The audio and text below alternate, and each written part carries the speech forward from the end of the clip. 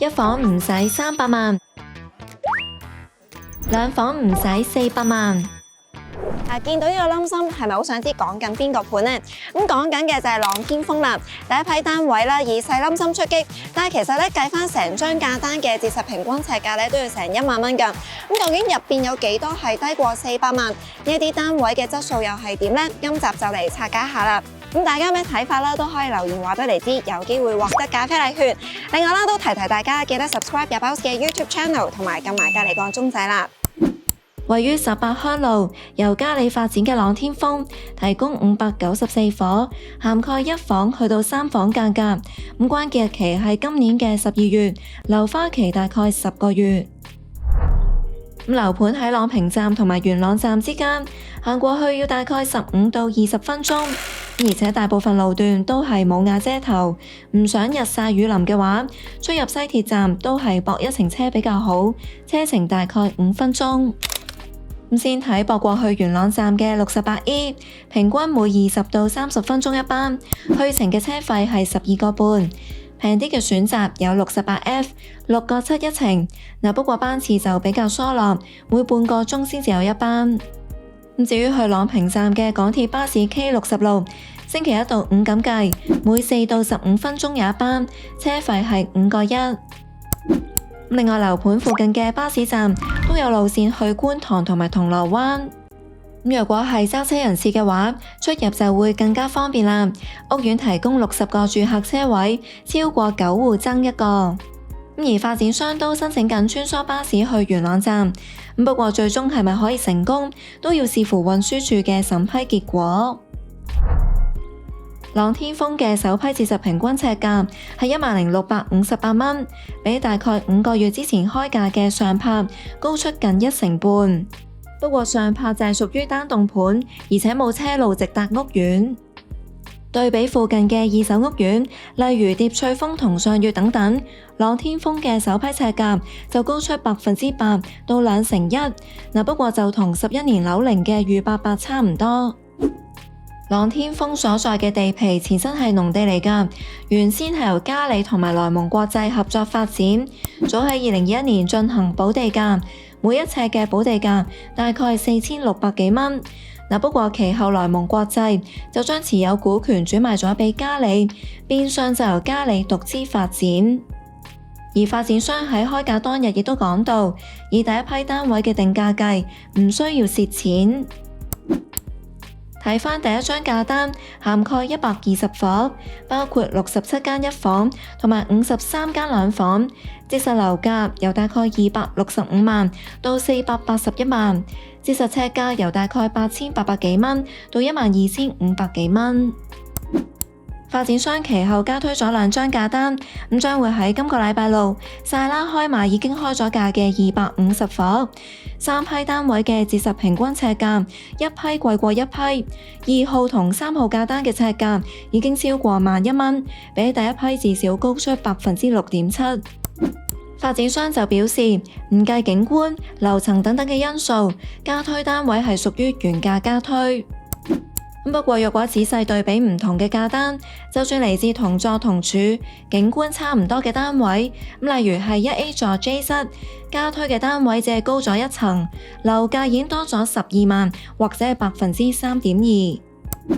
以首批單位咁計，當中有23間1房係低過300萬，另外亦都有18間2房係低過400萬，佔首批單位3成4。好多時候咧，發展商都會壓低1-2個單位樓價啦，去做宣傳㗎。但係朗天峰咧，因為佢所在嘅地區樓價唔算特別高啦，所以咧佢都做到一批單位係低過400萬。不過我自己就覺得啦，如果係想買呢一批單位嘅話咧，除咗要夠運抽到之外，仲要唔介意佢哋嘅景觀質素。皆因首批低過300萬嘅1房，集中喺2座向東南方15樓或者以下嘅單位，包括 G、H 同 J 室，望樓景為主。對望嘅蝶翠峰最高大概去到16樓，所以向東南方嘅朗天峰單位一定要夠高，先至可以擺脫到樓望樓嘅命運。所以向呢邊嘅高層單位樓價亦都會更上一層樓。例如係22樓嘅一房，基本上一定高過蝶翠峰。折實樓價去到大概350萬，拍得住入場嘅兩房單位。而首批向西望村屋，景觀比較開揚嘅一房，就嚟自1A 座 J 室同埋1B 座 D 室。兩處夾埋22伙入邊，得3間係低過300萬，而且仲要係極低層，有機會受到車聲影響。至於兩房單位，第一批只係推出咗4處，同一房嘅定價邏輯一樣，低過400萬嘅，主要嚟自向東南方望樓景嘅中低層單位，亦即係2座嘅 K 室。想揀向村屋嗰邊嘅兩房，就要揀2座 AB 室同埋1B 座嘅 C 室。不過低過400萬嘅兩房單位得8伙，同樣嚟自最低嗰幾層。打開我哋嘅28House App，click 我要買樓新盤嗰度，再撳入去朗天峰，打開單位定價圖，就會見到唔同樓層嘅單位樓價。用第一張價單咁計，最平同埋最貴一房，折實樓價都差咗成100萬。假設借盡90%按揭，入場單位嘅月供大概10900蚊，而最貴一房就要供多4000幾蚊，月入要求亦都提升到3萬蚊。至於兩房方面，一樣喺借盡90%按揭嘅情況之下，入場兩房月供大概14600幾蚊，月入要求大概29300幾蚊。買到最貴一房，月供就挨近2萬蚊，月入要求接近4萬蚊。買嚟收租嘅話，睇返附近屋苑300尺或者以下嘅細單位，平均尺租40蚊到，推算朗天峰嘅一房，月租大概11400幾蚊，喺未扣除管理費之前，可以有大概5厘嘅回報率，高過大市水平。朗天峰有超過一半都係兩房，以標準單位咁計，一共有310伙，其次就係一房，去咗38%，所以我哋會集中分析呢兩種戶型。以標準樓層計，朗天峰嘅一房由282去到311尺不等，各處嘅開積都差唔多，一樣係開放式廚房、浴室同埋睡房就擺埋同一邊。不過就得單邊位嘅一房先至會有光廁。俾我揀嘅話，就會揀1B 座 D 室同埋2座 E 室，因為主人房有埋轉角玻璃窗，採光度就更勝一籌。朗天峰嘅標準一房同兩房都會連埋家私咁賣，啱啱講過嘅價錢全部都係扣咗家私回贈之後嘅淨樓價。若果要埋家私嘅話，一房同埋兩房嘅樓價分別會多出18000蚊同埋28000蚊。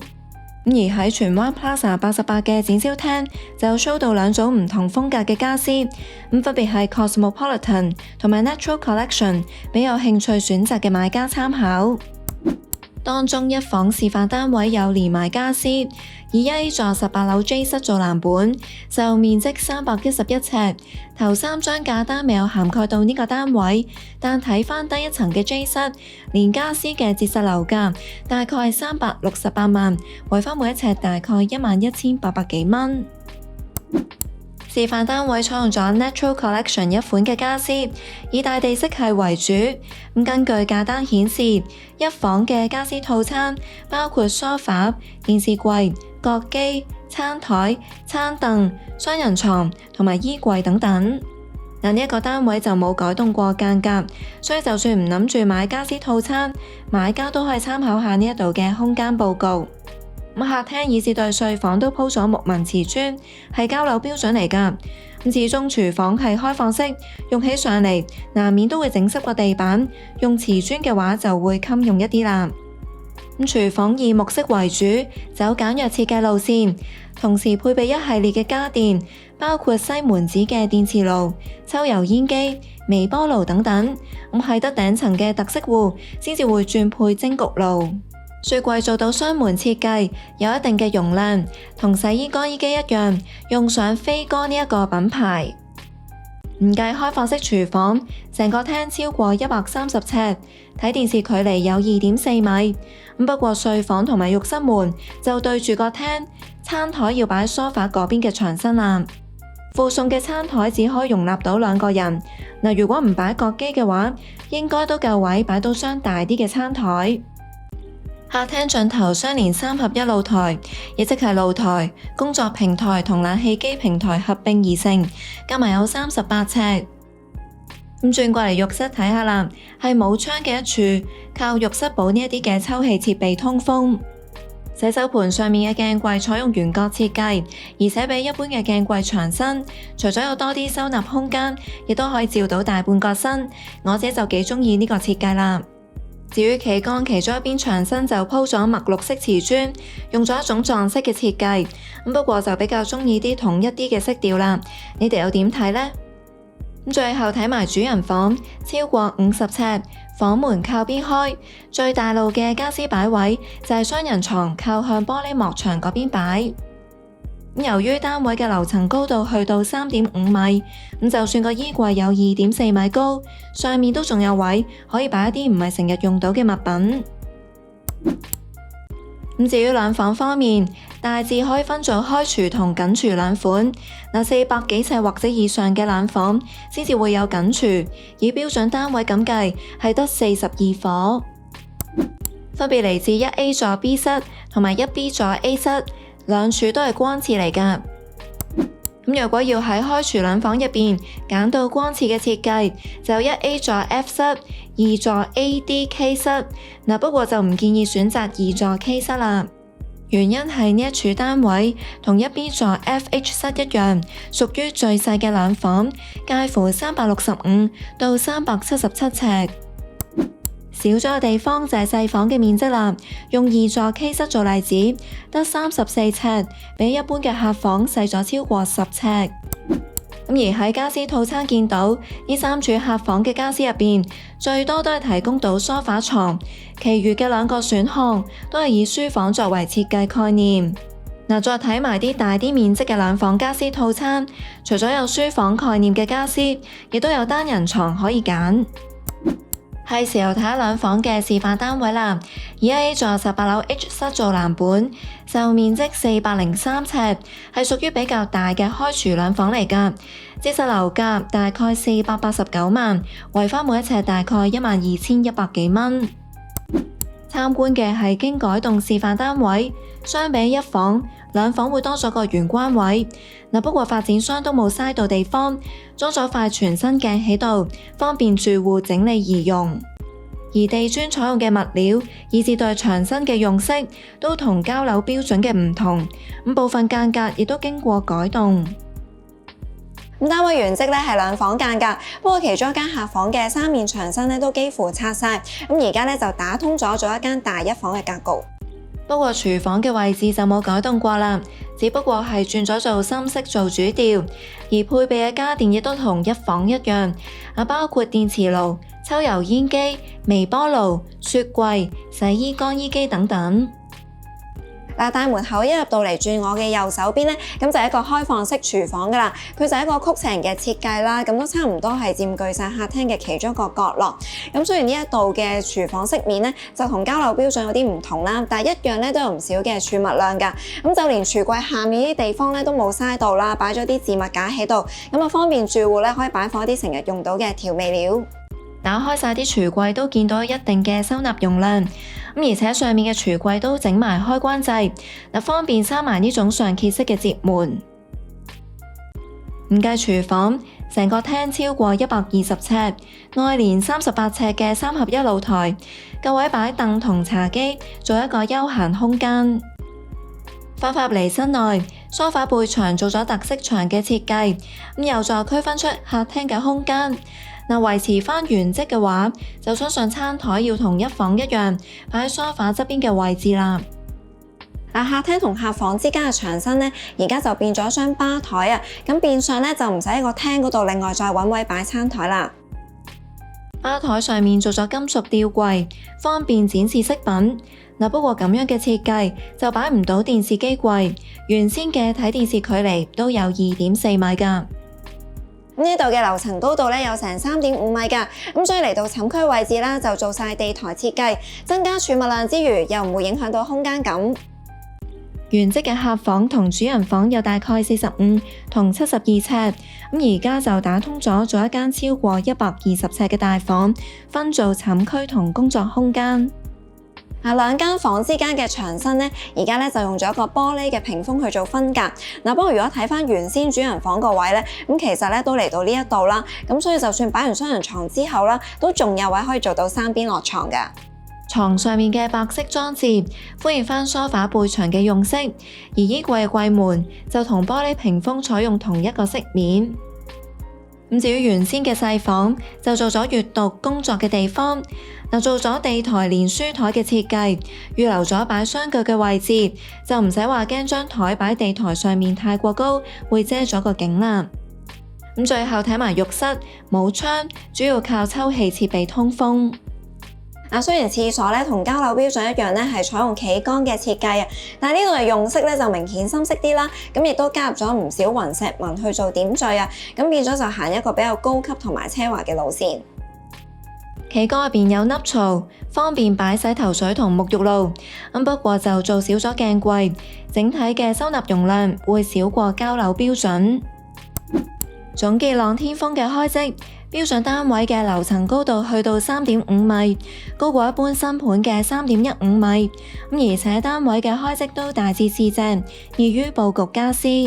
不過就比較少單位有緊廚啦，中意煮嘢食嘅朋友就要留意。另外啦，光廁嘅單位都唔多，集中喺單邊位。如果介意黑廁嘅話，就要小心選擇。講返朗天風自己嘅配套，會所連埋園林挨近7萬尺，提供超過25項嘅設施，包括有25米長嘅室外泳池、24小時嘅健身室、宴會廳、400米嘅緩跑徑等等。而交通方面嘅配套就一開始已經講咗啦。至於買嘢方面，朗天風隔籬嘅上月坊基座就有便利店同埋超級市場，可以滿足到基本需要。想有多啲買嘢同食嘢嘅選擇，又或者係行下商場嘅話，最近朗天風嘅選擇就係元朗千色匯，行過去大概10分鐘，入邊有 Uni 嘅百貨公司同埋連鎖餐廳等等。呢度就明顯旺過朗天風嗰邊啦。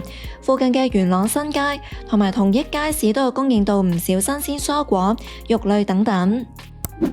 今次朗天風嘅1兩房單位咧，都係連埋家私咁賣啊！咁我自己覺得咧，呢個安排可能就比較適合投資者啦。因為對於自用客嚟講咧，咁我自己咧都係中意添置家私多啲啊，咁可以迎合翻自己嘅需求同埋喜好啊嘛。咁大家又係咪咁諗咧？都可以留言話俾你知㗎，有機會獲得咖啡禮券。最後啦，中意呢條片嘅話，記得俾我 like 支持下我哋啦。想知道多啲朗天風嘅資訊，可以 scan 而家畫面見到嘅 QR code，又或者 click 入去 description box 嘅連結。